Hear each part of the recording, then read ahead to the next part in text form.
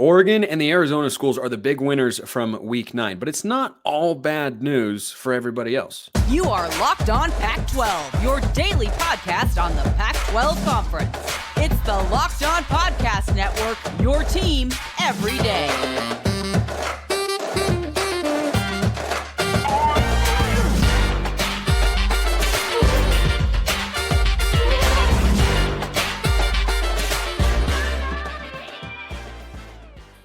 Welcome, everybody, to another episode of Locked On Pac-12. I am your host, Spencer McLaughlin. Thank you so much for making this your first listen or your first view of the day. Part of the Locked On Podcast Network, your team every day and your number one source to stay up to date with our media rights and soon to be mostly team free. But until then, beloved and loaded Conference of Champions. Like, comment, subscribe, rate, review, please, and thank you wherever you listen to or watch the show, which today is brought to you by Prize Picks. Go to prizepicks.com/LockedOnCollege. Use code LockedOnCollege for a first deposit match up to $100. Daily fantasy sports made easy. So, what a week 9 that was. Kind of delivered in a lot of ways. The Oregon State-Arizona game was wild and crazy. Plenty of thoughts coming on the Beavs. I thought that fake field goal call was ill-advised, to say the least, at the end of the half. Is all hope lost for Oregon State? No. Let's do what we do every Monday here on the show, and every dayers are aware of this. It's our weekly, during football season, winners and losers segment, where I give what I think the mood should be. Not necessarily what the mood is, but what the mood should be for each fan base in the conference following the previous week's slate of games. So, Oregon's the biggest winner. Oregon's the biggest winner, not just because they keep their college football playoff hopes alive, control their own fate to the Pac-12 championship game. 3 of their final 4 games are at home, but because of how they looked. And I know that Cam Rising would have changed that game in a big way, right? We saw that in the Texas-Oklahoma matchup. Dylan Gabriel, they go from 49-0 to winning the game. Does Cam Rising have that big an impact? Probably not, but maybe he does. But Oregon looked really good. That was a Utah defense that was allowing under 17 points per game on the season, and Oregon had 21 on their first 4 drives. They came out and they looked good and they were dominant on both sides of the ball. I think it was the best game that Oregon has played in the Deion Lanning era. So Oregon, a big winner there. Arizona's feeling good right now. I said it would happen before the season. I said it would happen before Saturday. Lo and behold, here we are. The Arizona Wildcats, who have already hit their over total for the year. Their preseason win total is 4.5. This is a 5-3 football team. And they have not yet lost a game by more than 1 possession. They have won games by multiple possessions, most notably 44-6 at Washington State, which unfortunately for the Cougs seems to have kind of crushed their spirit. Arizona this year in their 3 losses, overtime, triple overtime, 1 possession to Washington. And here it was on Saturday night, the opportunity to pick up the highest ranked win in the Jedd Fisch era, the number 11 ranked Beavs at the time. No longer, because Arizona got the job done. Noah Fafita got the job done. The Arizona running backs got the job done. And the defense did more than enough. And they win the football game. What a ball game it was, 27-24, the final in Tucson.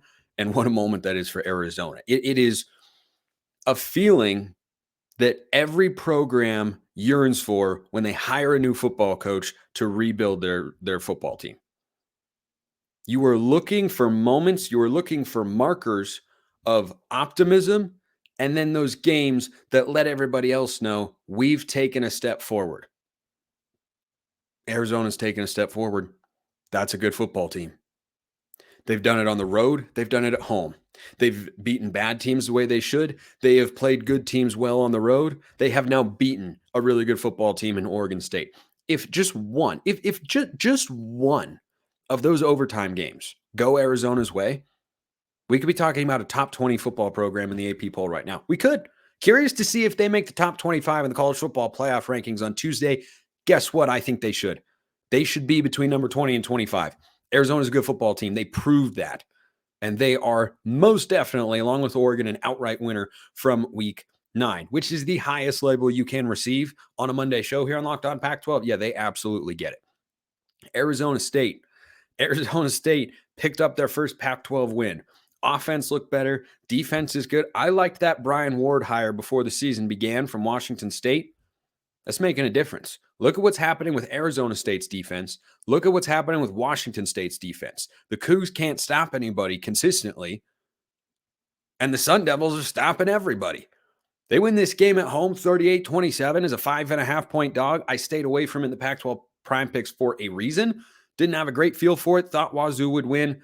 The Cougs have dropped 4 in a row. More on them coming later in the show. But boy, the Arizona schools, Big 12 bound, are feeling really, really good on this Monday because ASU has gotten confidence in their coach that, hey, this guy can win games. Hey, I think we got a pretty good staff. Hey, got some playmakers here. Just need to get a little bit more in the talent department, and they can do that. So those are your 3 outright winners. In the lean win department, you've got the Pac-12 Prime Picks, 3-2, solid winning week. I am under 500 at the moment. Hopefully not for long. Washington's my favorite bet of the week, by the way, at USC. But we hit Oregon minus 6.5, Cal plus 10.5, Arizona plus 3.5, 21-23 on the season, which is frustrating for me because it's kind of where I was a year ago when I finished. We're working. We're working. Need a couple of good weeks, but always good to have a winning one. So a lean win there for the Prime Picks. Stanford as well. Stanford that is a drop pass on 4th down away from maybe going down and kicking a game-winning field goal against Washington. Yeah, you get a lean win there if you're the Cardinal. No expectations. They've already gotten their one conference win. They might not have another one, but boy, it feels like they could. It feels like they absolutely could because they've got Cal on the schedule. And heck, they've been playing good team stuff. Is there some gap between Washington and Notre Dame I'm unaware of? Not really. Troy Taylor doing a lot of good things there on the farm. That's a lean win for Stanford this week. Here's a curious one. And I hinted on Saturday's reaction show. Well, really it's Sunday morning, but, tomato. Depends on the time zone you're in, I suppose. USC's in a peculiar spot. Normally, after a game in which they're a double-digit favorite and they need a 21-point fourth quarter to overcome a 2-touchdown deficit against a middling to below-average Cal team, normally I would say that's a lean lose. I am lean win on the USC train right now. Why? Spencer, why would that be the case? Because I didn't learn anything new about USC that changes my opinion of them. Well, their defense is terrible. I already knew that. Caleb Williams is a little streaky. I already knew that. So they're the same team, and this is a result that keeps them in control of their own destiny. Does everybody understand this? USC has 3 games left in its regular season, not 4, 3. Because they've already played Notre Dame. They had the bye earlier in the year. They've got 3 games left in the regular season. They control their own path to get to the Pac-12 title game. Utah has 2 Pac-12 losses. USC has 2 losses, but only 1 in Pac-12 play. They play Washington. They play Oregon. They play UCLA. It's a brutal stretch for the Trojans. No doubt about it. I don't think they're winning all those games. But guess what? You're in the survive and advance mode if you're USC. So if I'm a Trojan fan, I feel a little bit better than normal on this Monday morning or whenever you're listening to or watching the show because USC won the football game. And we know they can't win a national championship. And we know they might not even be good enough to win a New Year's Six. But Caleb Williams made a bunch of plays when he needed to. The running game came through. Their defense made a couple key stops, but allowed 49 points to Cal. I didn't learn anything new about USC. I mean, they are at this point in the season a results-driven team. And so as a result, they get a lean win label after beating Cal because they found a way and they control their own destiny. And they have to feel at least a little bit more confident coming back home to take on Washington. I'm not saying you should feel great. I think Washington's the bet of the week. But you got to feel a little bit better that you found a way to win that football game and avoided your 3rd consecutive loss. So that's everybody who is over the no vibe department. The no vibe category is busy in the Pac-12. You should be busy checking out Athletic Brewing Company because just like USC's defense had a game-changing play against Cal, stuffing them on the 2-point conversion play, got away with a hold, but hey, such is life in football. Athletic Brewing Company is changing the non-alcoholic beer game. So that's your Athletic Brewing Company game changer of the week. They're making great tasting and award-winning non-alcoholic beers that beat out full-strength beers in global competitions. And they're fit for all times. That's probably the best part about them. Watching a big game, watching your kids' game, tackling work, working out for a stroll, whatever you're doing, there are no hangovers ever. You can find Athletic Brewing Company's non-alcoholic brews at a store near you or buy online at athleticbrewing.com. First-time customers, use code LOCKEDON, get 15% off your online order. That's LOCKEDON at checkout for 15% off at athleticbrewing.com. Go get your next order of Athletic Brews today. Athletic Brewing Company, fit for all times. Do you know what it takes to build a championship team? Passion, drive, and patience. What brings home the winning trophies, also what keeps your ride or die alive. eBay Motors has everything you need to maintain your vehicle and level it up to peak performance. From superchargers, roof racks, exhaust kits, LED headlights, and more. Whether you're into speed, power, or style, eBay Motors has got you covered. With over 122 million parts for your number one ride or die, you'll always find exactly what you're looking for. And with eBay Guaranteed Fit, your part is guaranteed to fit your ride every time or your money back. Because with eBay Motors, you're burning rubber, not cash. With all the parts you need at the prices you want, it's easy to turn your car into the MVP and bring home that win. Keep your ride or die alive at ebaymotors.com. eBay Guaranteed Fit, only available to U.S. customers. Eligible items only. Exclusions apply.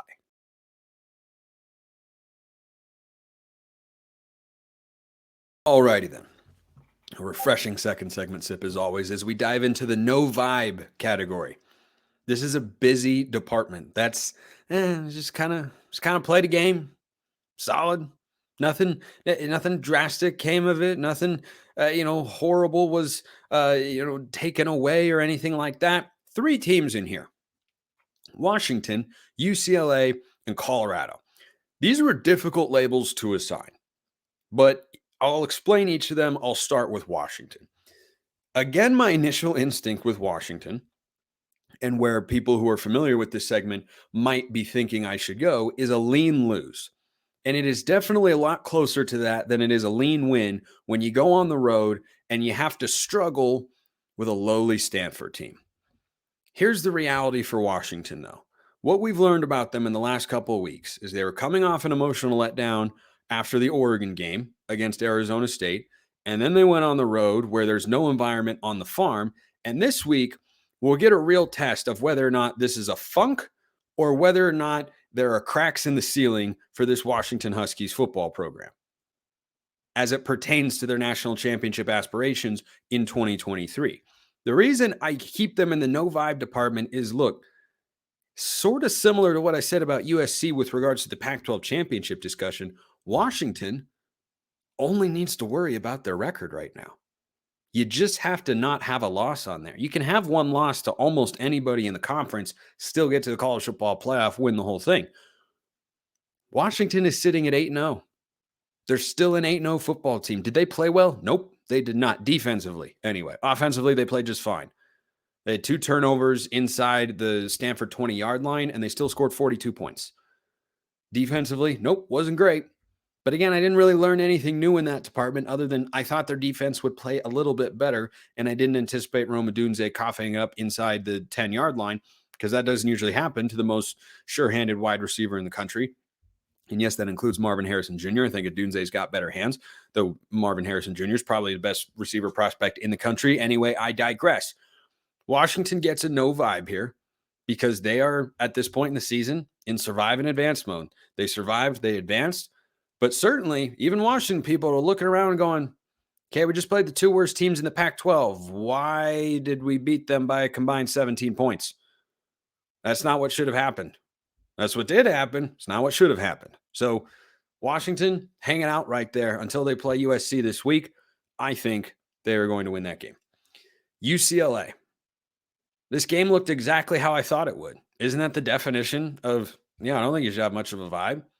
If the results exactly match your expectations and it's not shifting the outcome of your season, isn't it just kind of, all right, yeah. I mean, Colorado is a candidate for a lean lose here, but I didn't think they'd win this football game. It was a horrible matchup. This was the worst possible matchup, along with Oregon, that Colorado could face this year. Washington would also be a tough one. Utah will be a tough matchup for them. Anybody that has an above-average defensive line, as all those schools do, Yeah, this was the worst possible matchup. That's the best defensive front in the Pac-12 that UCLA has, and it's the worst offensive line in the Pac-12 at Colorado. And they were completely and utterly outmatched in a fashion that we have not seen since the Oregon game many weeks ago. So Colorado, after a 3-0 start, has fallen down to 4-4. Whether or not they'll make a bowl game is going to come down to the next 2 weeks. That's what it'll ultimately come down to. I see a world in which Colorado ends the year 4-8. I could see them going 6-6. Washington State is down in a bad way right now.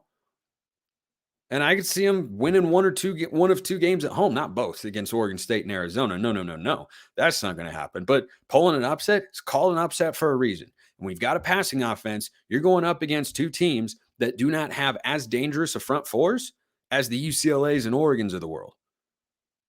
So I could see it. Not saying I'm predicting it, just saying I didn't think there was a world in which Colorado would go into Autzen Stadium and win. I don't think they can go into Rice-Eccles and win. But at home, ask USC if they can be tough in Boulder. They certainly can be. Stanford disagrees.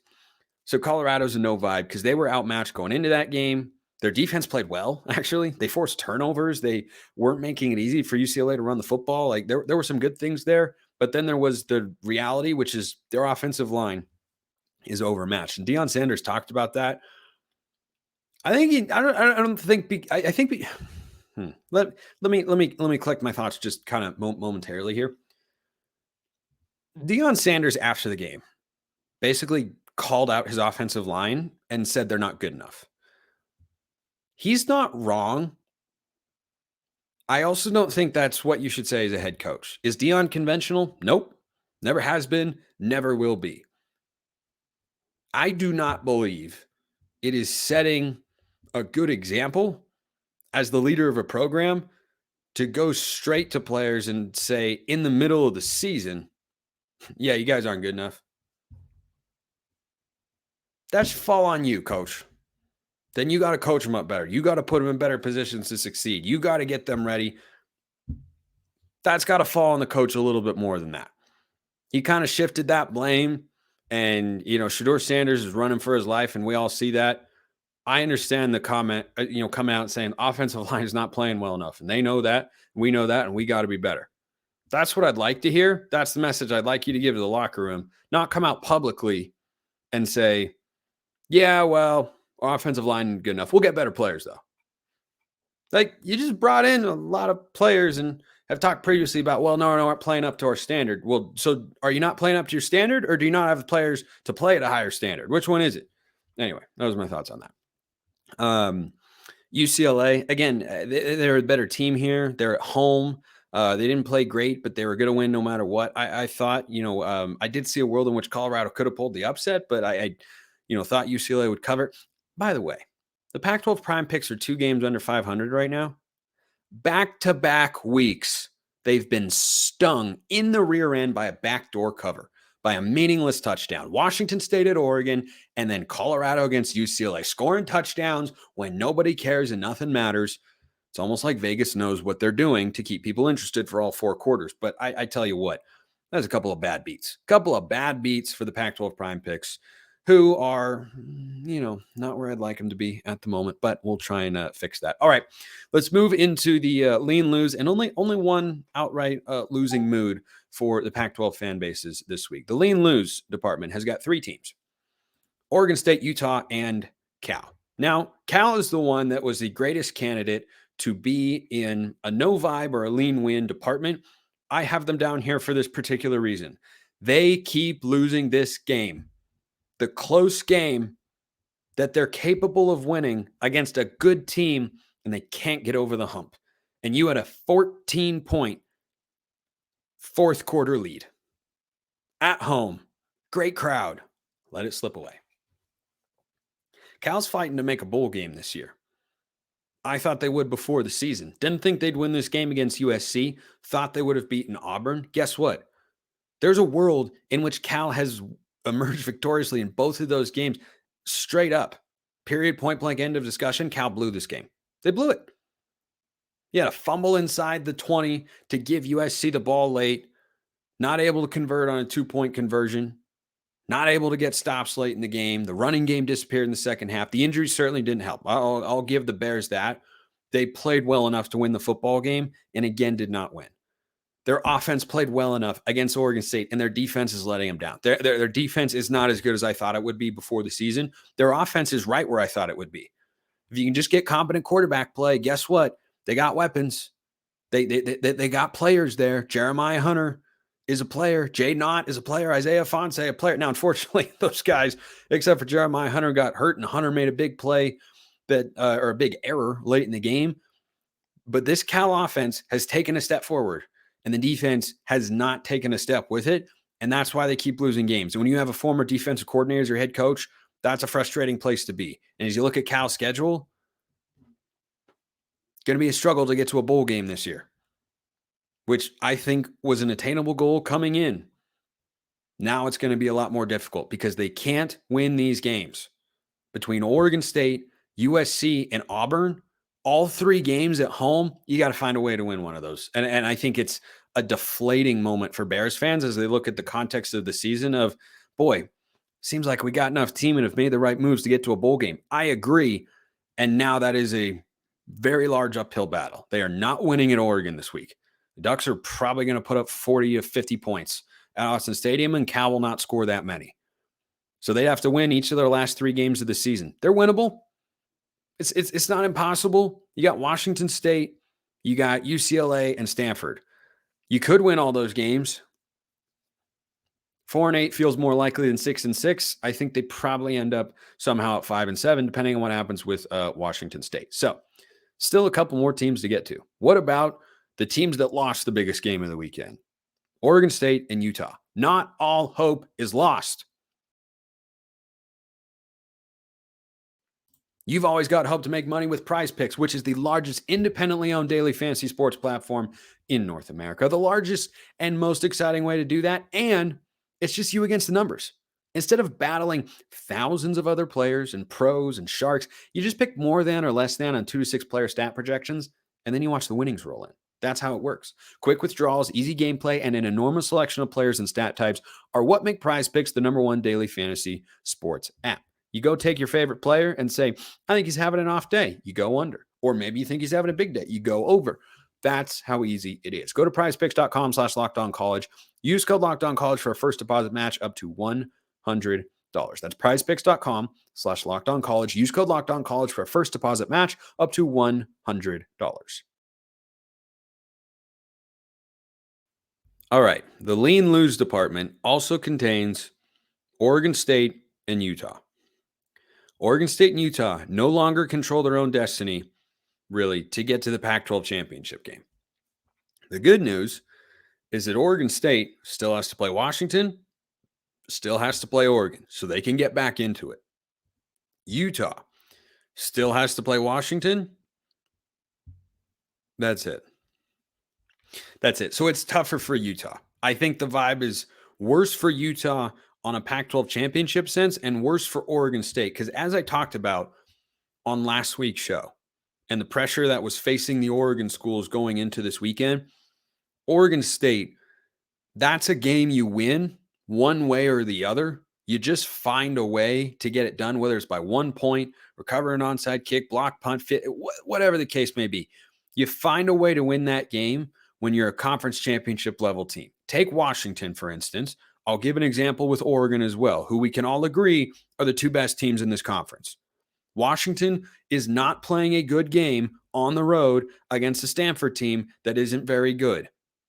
Washington the week prior, playing an Arizona State team that isn't very good, isn't playing a good game. They found a way to win both of those contests, and that is part of what makes them a conference championship and college football playoff caliber team. For Oregon State, 10 wins on the season is still attainable. It is on the table when you factor in the bowl game. They've still got Washington, and they have to go at Oregon. The good news, their defense played better on the road. The bad news, their offense was come and go. I don't understand the DJ Uyunglele, Aiden Childs back and forth. I think I'll have a longer discussion on that later in the week. I don't love it.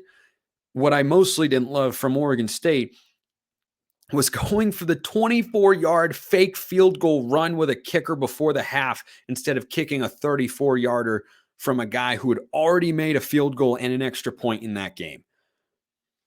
That call makes no sense. And this is not the reason I don't have Oregon State in the outright loser department for a fan mood base this week, or a fan base mood, is because all hope is not lost. They are on the brink of going to that lowest label.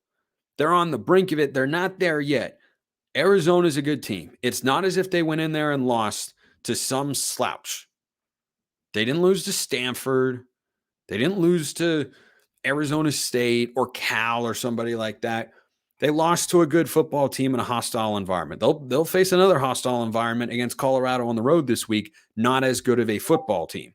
And I think Oregon State will bounce back and win. Their destiny is not entirely in their own hands. I'll get to that in just a moment because it gets kind of complicated.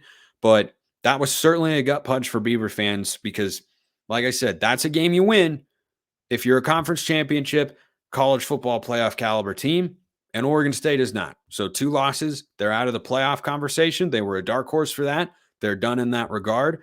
And getting to the college or to the Pac-12 title game, that gets tricky. Utah, look, I didn't expect them to win the game. Didn't expect it to look that bad.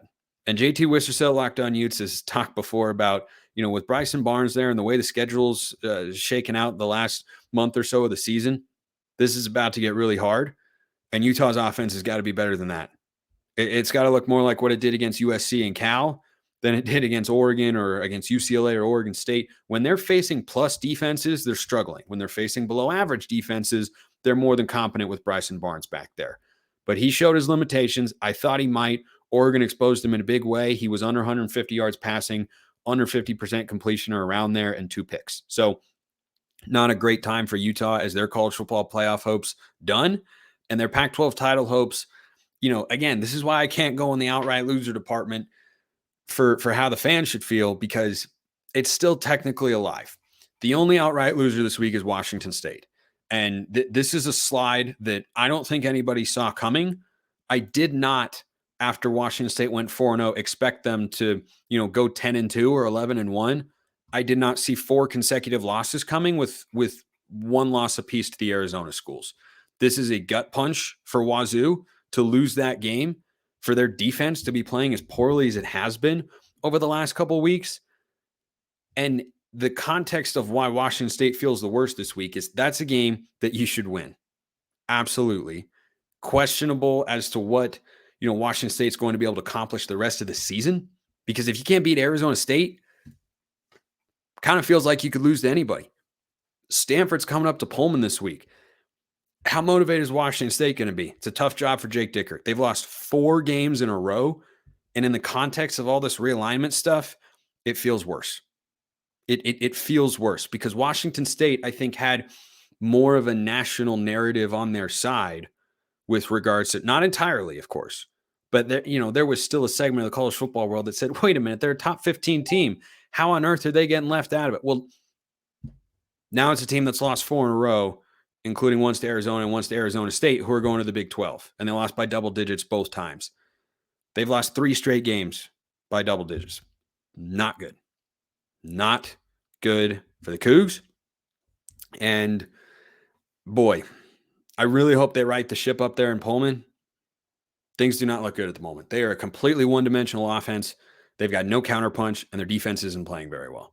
That's a bad formula. The good news is their schedule isn't completely brutal. They can still make a bowl game this year. Don't think it'll be a great one. All right, mailbag question to end today's show. This one came from the subtext community I've got over at Locked On Ducks. It appears that 4 teams control their destiny to make it to the Pac-12 Conference Championship game. Washington, Oregon, USC, Oregon State, even with 2 losses since they play both UW and Oregon. And 2 conference teams have a shot at the playoffs, UW and UO. Your thoughts and predictions? I don't think 2 Pac-12 teams are getting into the playoff. It's going to be a struggle to get one of them in there. I don't think Washington goes unbeaten in the regular season. I think they will lose either to USC or Oregon State. And at that point in time, if they have a rematch with Oregon in the Pac-12 title game, winner goes to the playoff, losers out. End of discussion. 11-2 doesn't get you in. So they're not getting 2 teams into the playoff.